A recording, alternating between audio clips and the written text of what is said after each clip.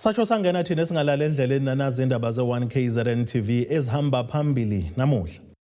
Kukhulekele ingozi ku-N2 owezongumbiwa ubhunge nomphakathi kanti le MK libhekishela ukwakhiwa kwesibhedlela. Sanemukelene nabakampombosho omnyama kwindaba zethu ze-1KZN TV zifundo uphilano kaCebekhulu siyakhuleka. Inhlangano ehlanganisa amabandla ahlukene ezenkolo ngaphansi kwaseGingindlovu enyakatho KwaZulu-Natal iye yasingatha umkhuleko emgwaqeni N2 kule ndawo njengoba kunesibalo esiphezulu seingozi ezenzeka kule ndawo kusukela ekuqaleni lonyaka. Lo mkhuleko ubuholwa ngabefundisi bamabandla ezenkolo ahlukahlukene. Bangaphezulu kwe-15 abantu asebedlulile emhlabeni emgwaqweni onguthila waye ku-N2 phakathi kwaseGingindlovu naseMandeni kanjalo nakumgwaqo R66 ngenxa yezingozi ezinyantisa igazi.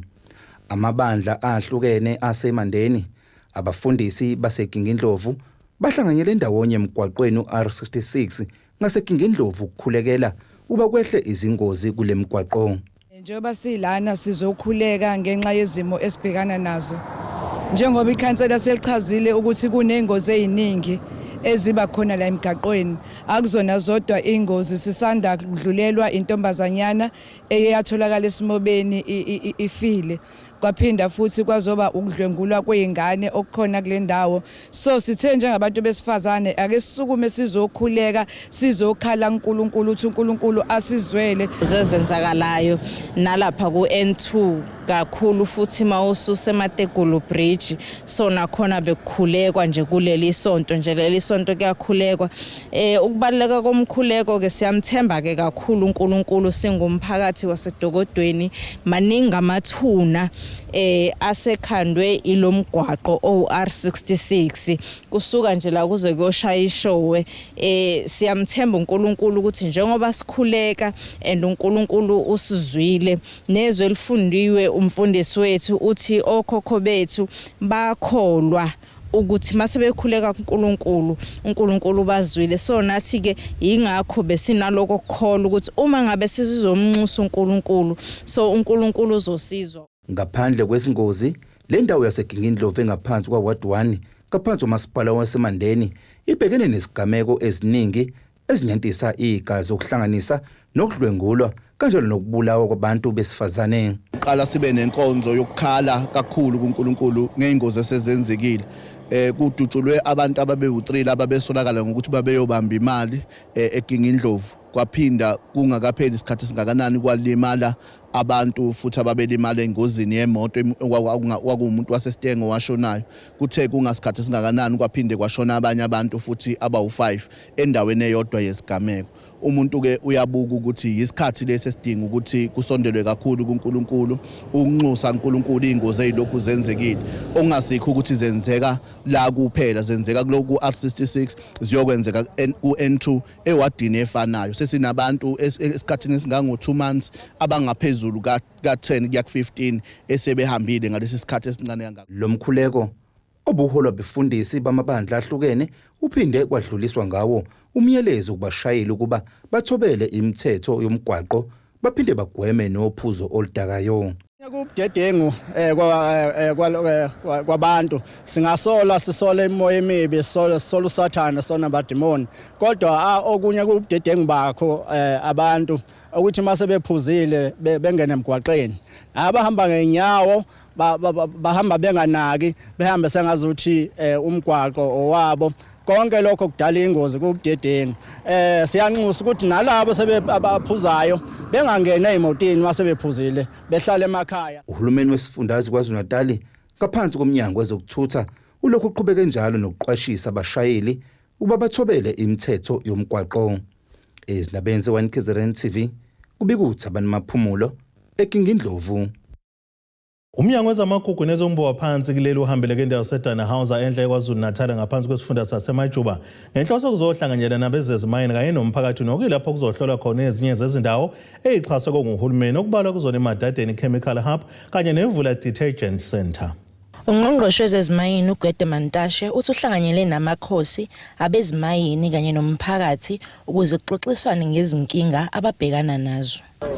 Izolo we did a number of things ukuzama ukunceda nomphakathi. Into yokuqala we had a meeting namakhosi, we had a meeting ne-community ne-mine owners, baxoxisana, and we'll continue doing that, bringing communities and miners under one roof so that they don't talk past each other, they talk to each other and respond to each other. That's why we've agreed that, for example, there were a flurry of complaints about Ikwezi. We said we are going to put together a team to come and investigate the real situation in Ikwezi.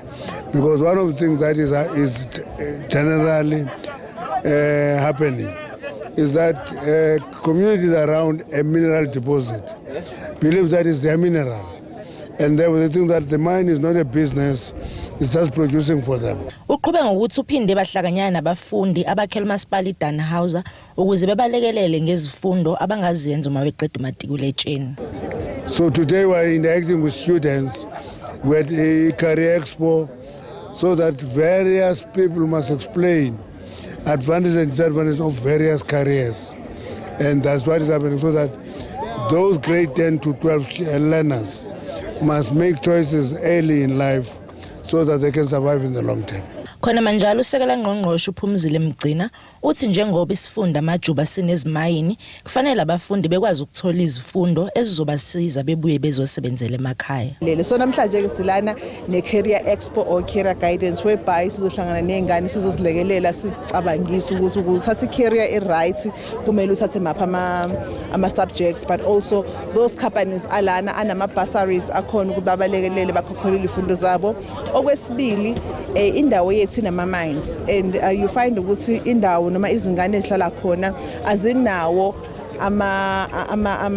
ama-skills are respond to ama-mines. So we are here to tell them ukuthi you are coming from Amajuba district, you must make sure that whatever enikuthathayo noma enikufundayo esikoleni maku-align nama-mines akhona nizokwazi ukusebenzela ngasekhaya. But okubaluleke kakhulu ukuthi uma behamba baye ema-varsity noma kuma-TVET colleges mabathathe ama-subjects azobalekelela kuma-challenges kakhulukazi i-economy sibhekane nawo. Akusekho lula ukuthi uthathe any course that is available. Because must respond to the challenges that you are facing, more especially as a country that economy is. So sifike nama entities esebenza nawo, ama companies esebenzana nawo ukuthi bazosilekelela ngama bursaries akhona bezokwazi babanikeza abantwana abafundi. Kubi kuthobeka dladla ezindabeni ze1 KZN TV ngiseDannhauser. Iqembu lezombusazwe MK Party eMtubatuba enyakatho likaMthaniya lisingatheke emasheni okuthula liyozwakalisa izikhalo zalo ngokungabi khona kwesibhedlela kule ndawo. Kuhlulwe izikhalazo kezaleli iqembu baveza ukuthi selokhu bathenjiswa ukuthi kuzokwakhiwa kwesibhedlela kule ndawo, kodwa namanje awukazi uqale kumsebenzi okwakhiwa kwaso. Lawa ke ngamalungu eqembu lomkhonto wesizwe Party eMtubatuba ahole imasheni okuthula ezwakalisa ukukhathazeka kwawo ngokungakhiwa kwesibhedlela kule ndawo ekubenike kunesidingo esikhulu sokuba sakhiwe. Umphakathi wakule ndawo uyahlupheka ke uma kwenzeka udinga usizo lokwelashwa njengoba ke uphoqele kuhamba amabanga amade uma uya emtholampilo. Isibhedlela sisifunayo ke isibhedlela esasalonjwa sasikelwe isoyi, kwaqedwa ukusika isoyi kwaqashwa uSonkwenteleka wanikezwe itender ka546 million. Lo Sonkwenteleka waletha imshini yakhe ukuthi izoclearisha isite, waqasha isecurity company ukuthi igade imshini yakhe. Kodwa kuthe mase kusondela ukhetho kwanyamalala imshini yahamba, wahamba nayo yonke into kwagcina sekuhambe kwayona isecurity company. Agcina sekukhiwe kule site, sekuvuliwe ke manje okukhomba ukuthi ayisekho into egadiwe. Akubange kusabuyelwa khona ke since uApril laba bekade belontshe khona 2023 njengoba manje seku2024 August. Abantu basemntubatuba balala emabhentshini kwahlabisa, basuka bahlabisa batransfer baye eNgwelezana baphinde balala emabhentshini, abanye bafendleleni. Sinama incident la khona usuka umuntu ayekwahlabisa wahlabisa bamdiagnose bahluleke ayeNgwelezana adiagnose ithola iproblem abuyisele kwahlabisa endleleni uzashona elikehlenyuka. Uthi kwethula kokwakhiwa kwalesi sibhedlela ukubona ke njengenye yezindlela nje yokudliwa kwezimali njengoba kuvela ukuthi ke akulandelwanga imigudu efanele uma ke kuzokwethulwa noma ke kuzokwakhiwa lesi sibhedlela. Sixhumene nomasipala okuyena iproject le eyashiwa kuyena yeland no Department of Health ilokho i-district lapha ya uBheki Fakude o district director. Information abasinika yona bathi umhlabathi lo owakade kusika kona isoyi bagijima bawusika isoyi ungaka assesswa department ka environment laba abaka environment bafica vele sekusikiwe base bebathwesa icala lokuthi basike kanjani emhlabeni ungaka assesswa oqala lokho okwesibili sikutholayo i-project plan yona lena ke yesibhedlela seMtubatuba yayingaka developer kuzoba i-building plan yayingakakhiwa nayo umbuzo uthi bayenza kanjani i-bill of quantity eyanikeza itender umuntu onikeza itender omunye waseNdiya usonkontreka olapha eSteng bese veza ukuthi ke bazokwakha ithimba elizobheka lilandelela ukuthi ke zonke izinhlelo zokwakhiwa kwalesi sibhedlela ziyalandeleka futhi ke kuze kubeke kuyaqala ukwakhiwa kwaso. Esinqume 30 days umnyango ubuyele kuthina kodwa nathi njengomkhonto wesizwe phathi sinohlelo lokwakha ithimba elizobheka indaba yesibhedlela kusukela manje sizokuba siyokwakhiwa sizodama sibuye sizodimanda kwa-Department of Health nakwamasipala i-progress report njalo mhlawumbe every fortnight. Laba ke babekekele umnqamula juqu wesithuku ezingama-30 ukuba umnyango uphendule kulezi ikhalazo zabo. Uhlu lwezikhalazo zabo lubeke selwamukela uBheki Fakude olibamba kamqondisi wezempilo eMkhanyakude. Ngizobese ke ngiyedlulisa ngiyise ke ehhovisi ke lika ngqongqoshe njengoba kushiwo ukuthi directwe kuye bese ke nathi ke bese singena ke njengoba nje ngithunyiwe ukuthi ke ngizoyithatha bese ke kuba ukuthi ke ngalesi sikhathi esibekiwe impendulo ke zizobuya ngendlela ke efanele. Lezi ke izindaba ze1 KZN TV nginguSamkeliso Ngqolunga kuseMtubatuba. Ukunqunywa kwezimpondo zobhejana yisona ke sisombululo sesikhashana okuhloswa ke ngaso ukubagcina ke bephephile. Inhlangano ezokongiwa kwezemvelo KZN Wildlife ithi ke sehlile ke isibalo sokubulawa kobhejane uma ngabe beqhathanisa ngonyaka owedlule. Laba bathi ukunquma kwezimpondo kakusona ke isixazululo noma into abayithandayo kepha ke isixazululo nje kwihlava sokubulawa kwabo kwesikhashana. Inhlangano yokongiwa kwemvelo iezemvelo KZN Wildlife ithi ukunqunywa kwezimpondo zobhejane kwehlisa izinga lokubulawa kwabo. Isikhulu sophiko lezivakashi ezifika zizolala emahlathini anezilwane ehluhluwe eMfolozi Park sithi bayaqonda ukubaleka kokunqunywa kwezimpondo abavakashi. I-impact ke ebekhona ngenxa yokuthi abavakashi abaningi bayaye bethi uma befika especially lapha kwi-wilderness area kuma trails basuke most yabo basuke befuna ukubuka i-Big 5 kodwa futhi baya understand ukuthi ama trails it's not only about i-Big 5 kuphela but it's about nje uku-experience ukuba kwi-wilderness area.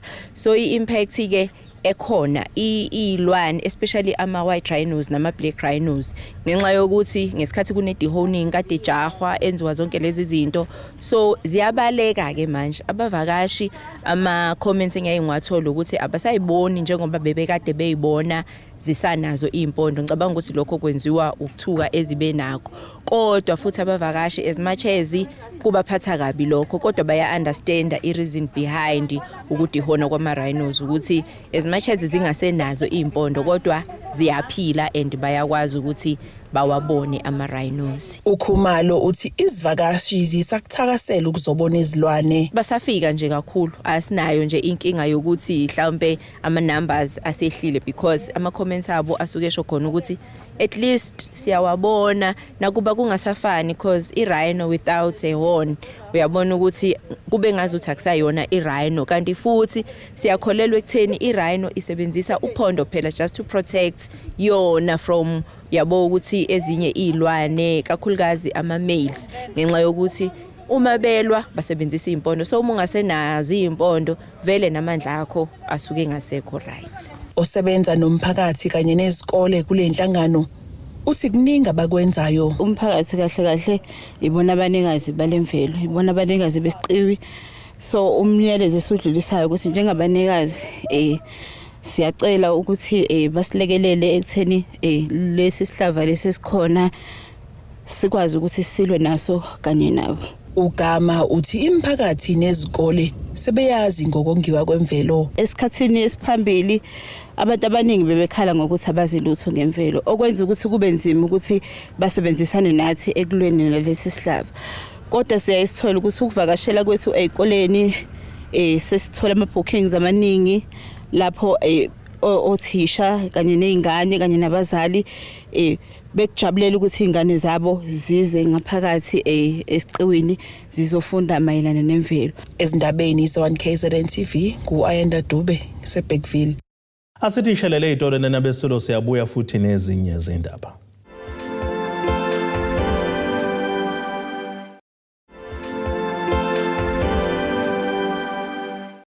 Asibonga siphinde sinamukele futhi kwindaba zethu ze1 KZN TV. Nazo ke izona ndaba esithi izo ezihamba phambili namuhla. Kukhulekele ingozi ku-N2 owezongumbiwa ubhunge nomphakathi kanti le MK libhekishela ukwakhiwa kwesibhedlela. Osomabhizinisi abehlukene batholeke ithuba linqa izivele lokuziveza ngomsebenzi abawenzayo ngesikhathi behlanganyeleke ndawonye kwi-business fair eSikhaweni College enyakatho nelekamthaniya. Labo somabhizinisi bathole nethuba lokudingida bephinde bexazulule izinkinga ababhekana nazo ngokwemkhakha abagxile kuyona.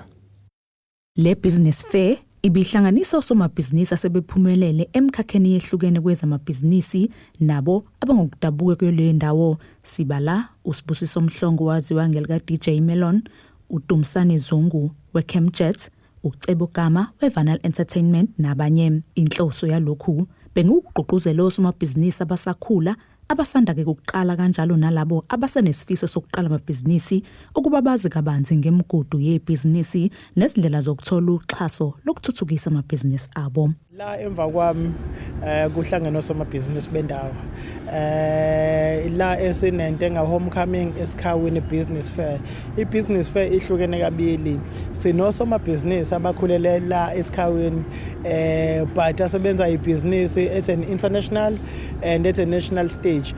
Ngingabala nje umuntu ofana no uSibusiso Mhlongo owaziwa ngelika DJ Melon, ngibale ubhuti uCebo Gama weVanal Entertainment, ngibale ubhuti uDumsane Zungu wegeda neChemjet. Okuwosomabhizinisi abakhulelele la. So njengamanje kuyacobelelwana ngolwazi la ku-empower osomabhizinisi bala eSikhaweni. Mase siphinda siba futhi nesession esibili. Isession esibili sinohulumeni okhona la ukuzolekelela osomabhizinisi ukuthi balithola kanjani uxhaso. Osomabhizinisi bakule ndawo bakhuthazwe kakhulu kuba ke bazikhathaze ngokuthola ulwazi bezijwayeze nokuhambela ke imicimbi loluhlobo njengoba ngokuningi ke abangakuzuza nolwazi abangalithola. Asenze nama research asihluphe ngokufunda. Ayikho into ongamane uyenze ungafundanga, kepha impilo yanamhlanje yenza kube lule kakhulu ngoba kuba nafuna singaspendi isikhathi emafonini ethu senze izinto ezingenasidingo nezinto ezidicilela isithunzi sabanye abantu phansi, kepha asisebenzise ama data ethu namafoni ethu ukuyicicha thina sikhulisa amakhono ethu sikhulubeke zilondobale siye phambili. I think what is important uma we journey entrepreneurship, you need, I'll say, probably two critical skills. One, it's your selling skills. You must be able to sell your business. Two, you must be able to understand the finance. So you must understand numbers, how this business make money. And you must have a resilience. And then you must be adaptable to changing environment, because along the way you'll have challenges, but you must have a resilience. Osomabhizinisi kubalekile ukuthi makunezinto imicimbi ekhandelwe bona beyihluphe ukuya kuyona ngoba kusuke kuzo capacitate wabona imicimbi yabo le. But ngiyajabula kakhulu eSikhaweni baphumile ngomningi babo. Ngesikhathi iqala sasithi nje sitarget abantu abawu200 but sinabantu over 300, close to 400 abantu abakhona njengamanje. So ngiyangijabulisa mina lokho, and into engijabulisa kakhulu ukubona osomabhizinisi abasha. uCebo Gama ongumsunguli weVanal Entertainment waqala njengo-DJ waseyandlondlobala njengoba manje esengumhleli emkhulu wemicimbi sibala imicimbi kahulumeni yamasonto neminye eminingi. Uthi ke kubalulekile ukuthi umuntu ahloniphe umsebenzi awenzayo ukuze ke nabaseceleni bezokwazi ukumhlonipha. Akwesifundeni ukuba professional into nezenzayo mawupenda dlula wonke omunye umuntu opendayo ngokwenza ukupendeni asizimisele ngaso sonke isikhathi asibe committed entweni esiyenzayo sikwazi ukuba disciplined ngoba idiscipline ibaleke kakhulu iphupho lakho alingaphazanyiswa idakamizwa azingaphanganyiswa utshwala and so many other things ezisiphazamisayo bekezela iba nenkani nephupho lakho sengivala nje ngizothi iba nenkani nephupho lapho ungafuni iphupho lakho ulwele iphupho lakho ukuthi lifezeke ibe nenkani. Iminyango yahlukene ibiyingxenye yalolu hlelo ukucobelela osomabhizinisi ukuthi ke baluthola kanjani uxhaso sibala uSifa, NYDA, izinkampani ezizimele uHollywood, inhlangano uMaispaza neminye ke eminingi kanti lo mcimbi wentenga homecoming ubuhlukene isigaba ezimbili njengoba bekuqhubeka nebusiness fair nasenkundleni ezemidlalo khona esikhaleni TVET bekuqhubeka ke imidlalo yebhola lezinyawo kanjalo ke netball okuhlanganisa isigodi uJ1, uJ2, uH1 noH2. Lezike izindaba ze1KZN TV ngingusamukiswe Nqulunga sesikhaleni. Inhlangano iSavananda World Peace Foundation ebambisene neLittle Something Extra babungaza inyanga besifazana ngoba bakhuthaza ukuba bazivocavoca baphinde baphile kahle. Lo mcimbi ububanjelwe keZululand Yacht Club eRichards Bay eduze iGaza enyakatho neLikamthaniya. Njengendlela yembungazo yokubungaza inyanga yabantu besifazane, iSavananda World Peace Foundation ihlanganisa abantu besifazane ngeyoga njengenye yezindlela yokwenza ke ukuhlanganisa umphakathi. Umhlelwa lo mcimbi uthi ziningi izinkinga abantu besifazane abahlangabezana nazo, ngakho ke iyoga yakwazi ukubalekelela behlise ingcindezi abasuke bebhekene nayo. Okay, today we're here at the Zululand Yacht Club. Where we are commemorating Women's Month and celebrating the women of Zululand, women of excellence, and also promoting yoga for women and children. It's so important when we come together as a community, when we have to look at the plight of women and children. We've seen so much of trauma, so much of suffering that go on when you look at the rape victims that suffer mentally, and we thought that yoga plays a major role in one's life, meditation, and more importantly to remain silent and to gain strength from within. And we've seen yoga contribute tremendously with the elderly women where we do chair yoga. Kukhuthazwe ukuthi ke kube nokubambisana ekuvikeleni kwabantu besifazane kanye ke nezingane. We want to call upon all the citizens to come together, protect women and children, because unless we as a community take charge and lead, then only we'll be able to say we have done something for our community and to protect our women and children. Ezindaweni zasemakhaya kusanzima ukuthi ukuthola abantu abenza iyoga, ngakho ke unxuse laba abanolwazi ukuba belidlulisele kwabanye njengoba ke iyoga inomthelela emuhle ekulekeleleni ukwehlisa ingcindezi nemicabango emibi kanye nezifo. So we call on the government to take lead and to ensure that the laws are applied when it comes to people that are raping women and children. And we want to call upon all the citizens to promote yoga, wellness, because unless we go towards a natural remedy, then only we'll be able to assist communities, because there's a lot of medication that are out, people take for stress that have after effects. So my plea is that let us reach out to people and promote this oneness. Stabeni ze1KZN TV ngokusamukiswe Nqulunga kuseRichards Bay. Asiphinde sithi shelele itolo nenabesilo siyabuya nezinye izindaba.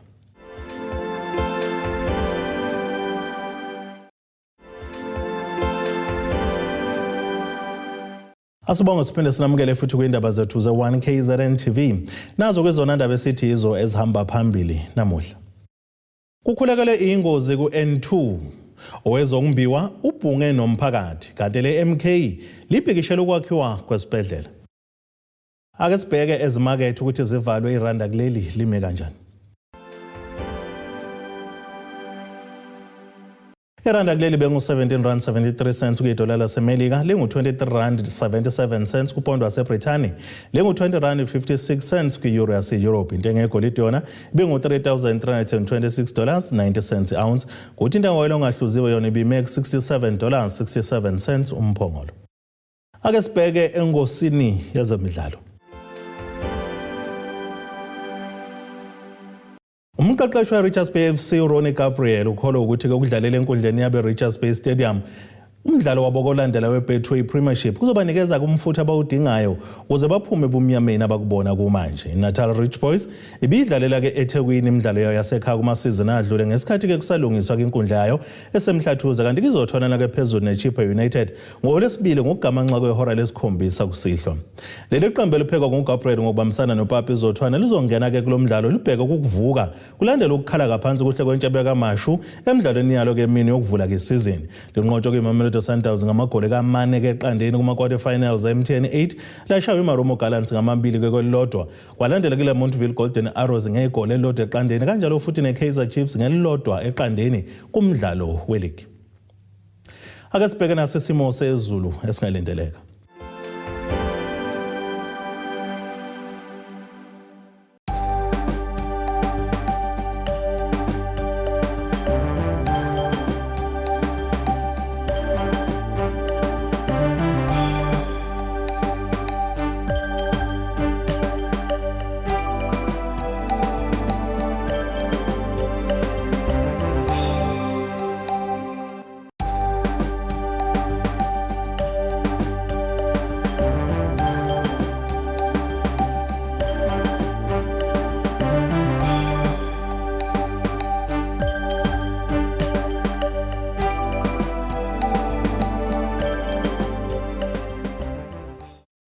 Nina bomlilo othatha oshubuhanguhangu washisa ikhotha zasedlebe kwakoshanise mabedlana komzimba umntwana nethimba lonke le indaba sithe ixabene. Abethuli bethu bezindaba baxhaswe iThuli's Bayview Bridal. Ungabashayela kulezi zinombolo ezivelile.